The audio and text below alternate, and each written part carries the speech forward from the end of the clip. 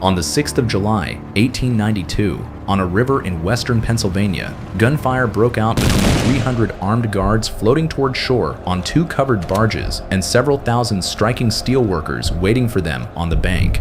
By the time the smoke cleared and the barges surrendered, roughly 16 men lay dead, guards and strikers both, and dozens more were wounded, some of them beaten in the street as the surviving guards were marched off the boats. It remains one of the bloodiest days of labor violence in American history. The mill under siege bore one name on its gate. The man who owned it was not there. He was 4,000 miles away, fishing on a private estate in the Scottish Highlands, having left the entire decision in the hands of the partner who ran his company while he was gone. 9 years later, that same man sold his steel empire for $480 million, the largest single business transaction the world had ever seen, and became for a moment the richest private citizen alive. His name was Andrew Carnegie. And here is the detail that makes his story different from every other fortune in this series. If you search today for a living Carnegie among the world's billionaires, among the old money dynasties still measured in the tens of billions, the way the DuPonts and the Rockefellers still are, you will not find one. Not because the family lost the money the way the Vanderbilts did, spending it on marble palaces until the pile ran dry. Not because it was diluted across 100 grandchildren, the way the Bush family's breweries slipped out of their hands one stock sale at a time. The Carnegie fortune never became a family fortune at all because the man who built it decided in writing, years before he even sold the company, that it never would. So how does the richest man in the world make sure his own family never becomes a dynasty? The answer is not tragedy. It is not mismanagement. It is the strangest thing the series has ever documented, a fortune destroyed entirely on purpose by the one person who had every legal right to keep it. To understand why he did it, you have to understand where he started, because nobody handed Andrew Carnegie anything. He was born in 1835 in a single-room weaver's cottage in Dunfermline, Scotland, the son of a handloom weaver who was put out of work by the machines of the Industrial Revolution before Andrew turned 10. The family arrived in America in 1848 with almost nothing, settling near Pittsburgh, and 13-year-old Andrew went straight to work in a cotton mill, changing spools of thread for $1.20 a week, 12 hours a day, 6 days a week, in a room so loud he could not hear his own voice. From there, he became a telegraph messenger boy, memorizing the businesses of Pittsburgh street by street to deliver faster than the other boys. And it was there that a railroad superintendent named Thomas Scott noticed him and pulled him into the Pennsylvania Railroad as his personal assistant. Scott taught him how capital worked, how to read a balance sheet, and eventually how to invest alongside men who already had money, starting him with a loan to buy shares in a sleeping car company that would return him his first real fortune before he turned 30. This is the part almost nobody remembers about Andrew Carnegie. He did not start in steel. He started as an investor, watching where American industry was about to need something it did not yet have enough of, and positioning himself there first. What industry needed by the 1870s was iron, and then steel, in quantities no one had ever produced before, to build the rails and bridges and buildings of a country expanding faster than its own infrastructure. Carnegie had seen the Bessemer process in England, a method of blasting air through molten iron to burn off impurities and produce steel cheaply and at enormous scale, and he brought it home before most of his American rivals understood what they were looking at. He built the Edgar Thomson Steel Works outside Pittsburgh, and then he did something that would define the rest of his career. He bought the coal mines that fed the furnaces. He bought the railroads that carried the ore. He bought the ships on the Great Lakes that moved the raw material in. Every link in the chain, from the ground to the finished steel beam, came to sit inside one company so that no supplier could ever squeeze him and no downturn could ever catch him without control of his own costs. This is the machine. Total vertical command of an entire industry built by a man who had once earned $1.20 a week watching a machine do the same thing to him. He was ruthless in getting there. He undercut competitors on price until they either sold to him or collapsed. The same instinct that had built the Vanderbilt and Rockefeller fortunes in this series, the belief that mercy toward a rival was a luxury a serious businessman could not afford. And he found the perfect partner to execute the harder decisions he preferred not to make himself. In 1889, he brought in a coke and coal magnate named Henry Clay Frick to run the daily operations of Carnegie Steel, a cold, exacting operator with none of Carnegie's public taste for reputation and warmth. It was Frick who cut wages at the Homestead plant in 1892 while Carnegie was overseas. Frick, who called in 300 armed Pinkerton guards when the Union refused to accept the cut, and Frick, who stood by the decision even after the gunfire on the river made headlines around the world. Carnegie led him. From 4,000 miles away, in a Scottish castle he had leased for the summer, Carnegie sent cables of support for the hard line his partner was taking, then spent decades afterward trying to distance himself from a strike that broke the Steel Workers Union in America for the next 40 years and stained his name permanently among the very working men whose lives he claimed, in every speech and essay he ever wrote, to care about above all else. It is the ugliest contradiction in his story, and it matters, because the mercy he could not manage to show 300 striking steelworkers in 1892, he would spend the rest of his life trying to show to the entire world instead, in the form of money. The partnership between the two men did not survive what it had built. Within a decade of Homestead, Carnegie and Frick were locked in a bitter internal battle over the value of Frick's own stake in the company, a fight so vicious it ended up in a Pittsburgh courtroom with each man's lawyers accusing the other of bad faith. And by 1900, Frick had been forced out of the company entirely, his shares bought out at a price he considered an insult from a man he had made rich. The two former partners never spoke again. Nearly 20 years later, as Frick himself lay dying in 1919, Carnegie is said to have sent word through an intermediary, hoping for some final word of reconciliation between them. Frick's reported answer has followed him through every history written since. "Tell Mr. Carnegie," he said, "that I will see him in hell, where we are both going." It is a strange, bleak footnote to sit beside a man who spent his final decades trying to convince the world he was its greatest benefactor, a reminder that the same coldness that let him leave a labor massacre to a subordinate never really left him, even as he rebuilt his public image one library at a time. The machine that made the fortune and the conscience that gave it away were never, in Andrew Carnegie, quite the same man. Here is where this story splits from every other fortune in this series, and it splits 3 years before the Homestead strike even happened. In 1889, Carnegie published an essay simply titled Wealth, later reprinted around the world as The Gospel of Wealth, and in it he laid out, in blunt and uncompromising language, exactly what he believed a rich man owed the world. He argued that a fortune left to sit and accumulate served no one. He argued that a fortune handed down whole to children corrupted them, dulling their ambition and their character, robbing them of the very drive that had built the fortune in the first place. And he wrote the sentence that would follow him for the rest of his life and beyond it. "The man who dies rich," he said, "dies disgraced. Not the man who never got rich. The man who stayed rich, on purpose, all the way to the grave." This was not a private conviction he kept to himself. It was published, debated, and famous years before he had even finished building the empire it applied to. Which means that when Carnegie finally sold Carnegie Steel to the banker J.P.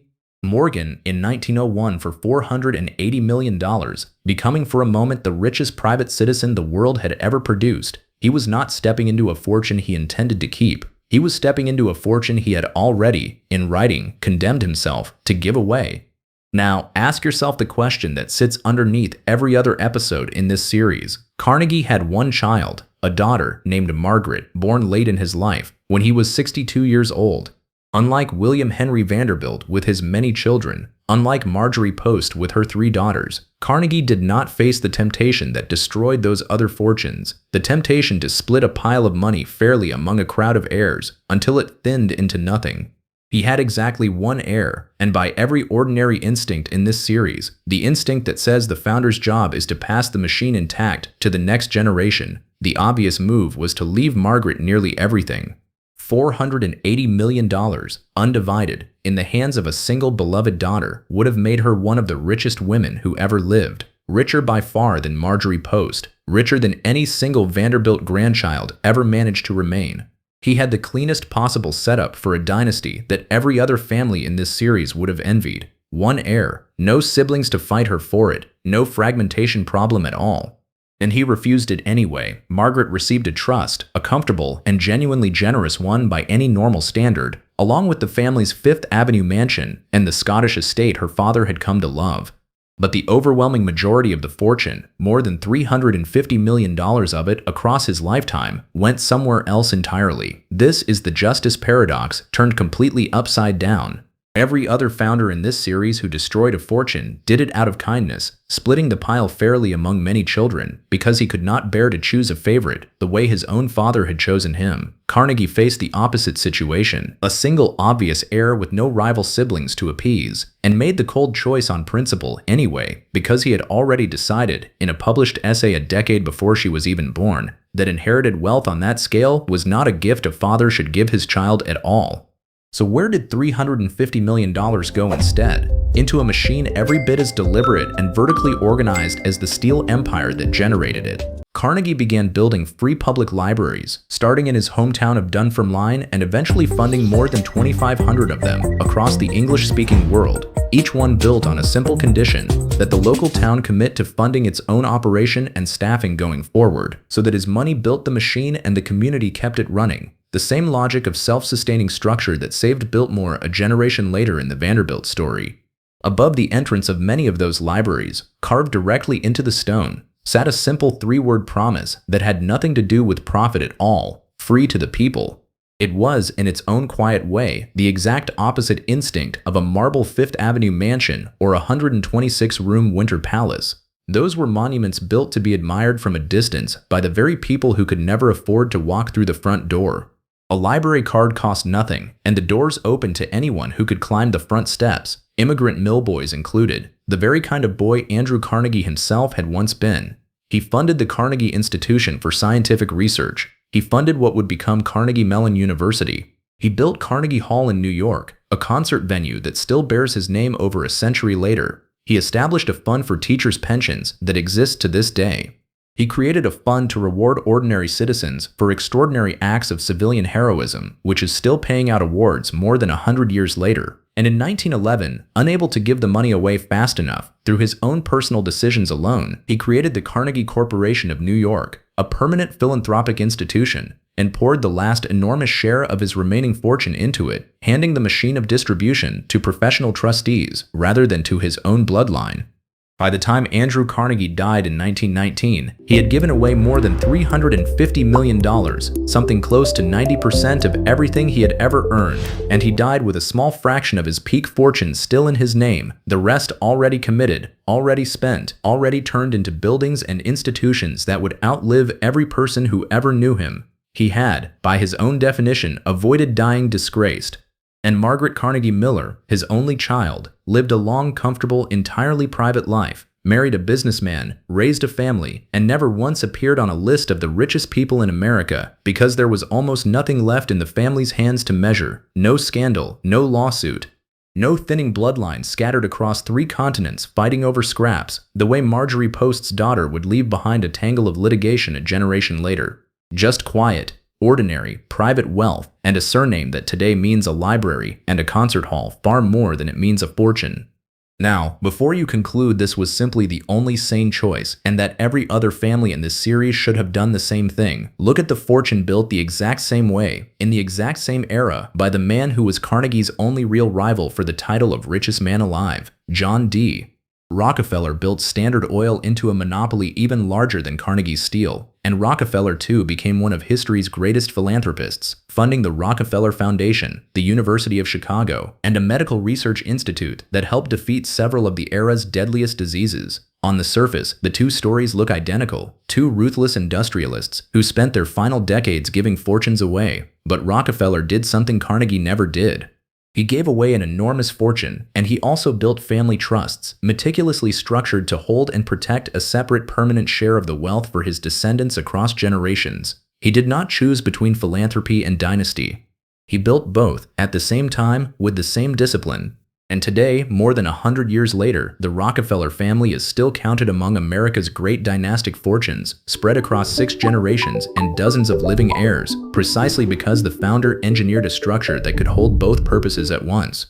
Carnegie built only one of the two machines. He built the philanthropic engine with the same vertical, uncompromising discipline he had once used to build a steel empire, and he simply never built the second machine at all, the one that might have kept a meaningful fortune inside his own family the way the Rockefellers, or the DuPonts with their Christiana securities, managed to do. That was not an accident, and it was not a failure of foresight from a man who thought about almost nothing as carefully as he thought about money. It was the plain direct result of a philosophy he had committed to print years before he ever needed to act on it. He believed a dynasty was itself the disease, not merely a risk to be managed. Every other family in this series set out to build one and lost the fight along the way. Carnegie never entered the fight at all because he had already decided, on paper, in 1889, exactly which side of it he intended to lose on purpose. So think back to that river in 1892, the smoke still hanging over the water, 16 men dead beneath a company gate bearing one name, and think forward to the quiet, unremarkable life of the one child that name ever legally belonged to. Between those two moments sits the entire strange arithmetic of this story. A man who could not or would not stop the violence done in his name while he was building the fortune, and who then spent the rest of his life trying to give away every dollar of it before death could hand it to someone who had not earned the lesson the way he had. The other dynasties in this series lost their fortunes because kindness or carelessness or simple human vanity got in the way of keeping the machine intact. Andrew Carnegie is the only founder in this entire series who looked at the machine he had built, decided it was too dangerous a thing to hand to his own child, and dismantled it himself, brick by brick, building by building, library by library, until there was almost nothing left to inherit at all. Whether that makes him the wisest man in this story, or simply the coldest, is a question his daughter never had to answer in public, because there was never enough money left behind to force the argument. And that, in the end, may be the strangest kind of mercy a fortune this size ever managed to produce.